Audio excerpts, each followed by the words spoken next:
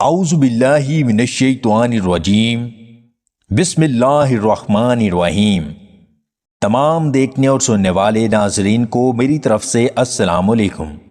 شہد کے ساتھ کھجور کھایا کریں، 70 سال تک کمزوری آپ کی قریب بھی نہیں آئے گی۔ اگر قوت باں کم پڑ گئی ہے تو 1 چمچ شہد میں لہسن کا عرق ملا کر صبح نہار منہ کھا لیا کریں۔ اگر گرمی میں سانس پھولنے لگے تو شربت سندل پانی کے ساتھ پی لیا کریں۔ ناف میں تیل لگانے سے لٹکا ہوا پیٹ اندر سکڑ جائے گا۔ بکری کا دودھ روزانہ پینے سے دن بھر جتنا مرضی کام کر لو تھکاوٹ نہیں ہوگی۔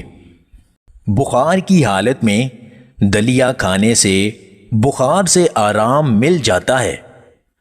گرم روٹی کھانے سے معدہ خراب ہوتا ہے اور زیادہ ٹھنڈے پانی سے پرہیز کیا کریں۔ چنے کی دال پکا کر کھائیں، کمزور اور لاغر جسم طاقتور ہو جائے گا۔ چہرے پر سبز لہسن کا پانی لگانے سے چہرے کے داغ دھبے ختم ہو جاتے ہیں۔ سر کے بالوں میں خشکی ہو تو انجیر کھایا کرو، خشکی ختم ہو جائے گی اور بال چمکدار ہو جائیں گے۔ سر چکراتا ہو تو سرسوں کے تیل سے سر کی اچھی طرح مالش کیا کریں، چکر آنا رک جائیں گے اور سر کی خشکی بھی ختم ہو جائے گی۔